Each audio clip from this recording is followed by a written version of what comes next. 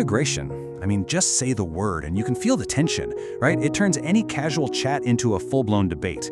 The arguments get heated, they get personal, and honestly, they're just turbulent. So today, we're going to try something different. We're going to step back from all that political noise and look at a really specific moral framework for thinking about this, the social teaching of the Catholic Church. Let's dig in and see what it offers. You know, it's so easy to get completely lost in the politics, the numbers, all the really strong opinions that are just flying around. And I think a lot of us are looking for a clearer, maybe more grounded way to even think about the issue. And that's exactly what we're aiming for here. We're going to lay out what the Catholic Church is actually taught on this, and maybe more importantly, try to understand the why behind it all. Okay, to make this real, let's not start with abstract principles. Let's start with a real family, the Gonzalez family. So here's their story. 5 years ago, in Mexico, Maria married Jose. Now, Jose was a legal US resident, but the green card process, it was going to take years, and they'd be separated. So she made a choice. She entered the US without authorization just to be with her husband. Now, they have 2 kids, both American citizens. Their story, it's a perfect reminder that behind all the policies and all the debates, there are real human lives. Then the law changed, and it put Maria in a totally impossible spot. Because she had been in the US for more than 180 days without the right papers, if she left the country to get her green card, that would automatically trigger a 3-year ban. She couldn't come back. I mean, that's 3 years away from her husband, 3 years away from her American kids. Her plea just cuts right to the heart of it all. I don't want to be separated from my husband. So what do you do with a situation as complicated as Maria's? The Church's social teaching, well, it doesn't just hand you an easy answer. That's not the point. What it does is offer a framework, a way to navigate these really tough questions by trying to balance several competing ideas that are all, in their own way, valid. And this is the crucial part, understanding these 3 core principles. So first, people have a fundamental right to migrate to sustain their lives and their families. Second, a country absolutely has the right to regulate its own borders and control immigration. And third, when a country does that, it has to do it with both justice and mercy. You can feel the tension in that, right? It's not about picking one principle and ignoring the others. It's about trying to hold all 3 of them in this really difficult balance. And the teaching gives a lot of weight to that first principle.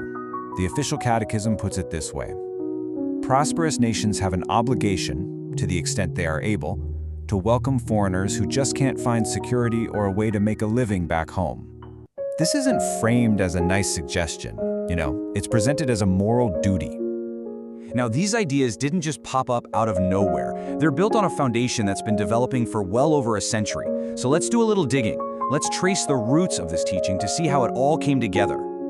It really started to get formally spelled out back in 1891 with an encyclical called Rerum Novarum. Then you jump forward to 1952.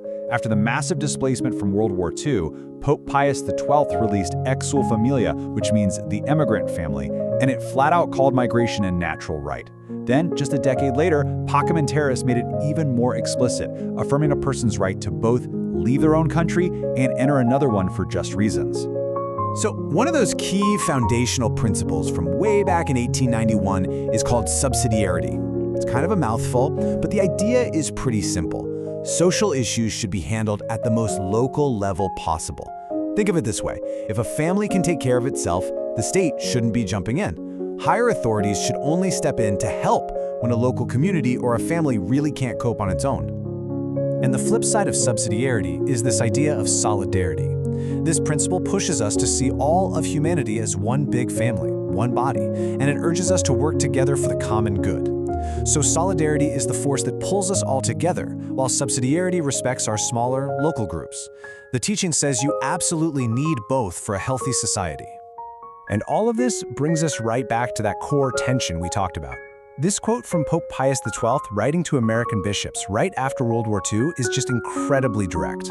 He says, yes, states have sovereignty, but he warns it cannot be exaggerated. He argues that denying access to people in need for inadequate or unjustified reasons actually goes against natural law itself. Pretty strong words.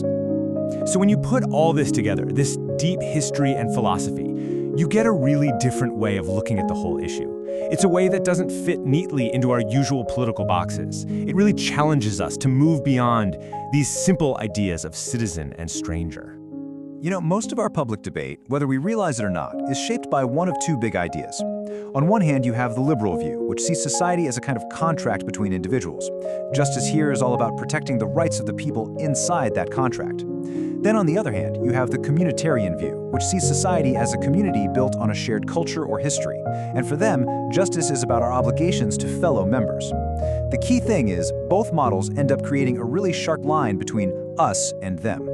But Catholic social teaching says, hold on a second, and it kind of rejects both of those starting points. It doesn't begin with an abstract citizen or a cultural member.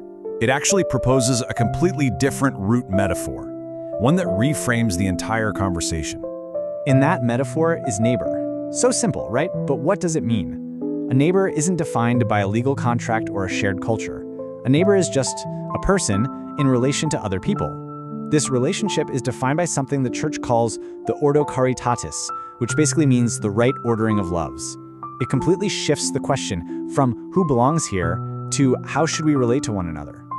And this whole concept of neighbor, it's way more than just a cool philosophical idea.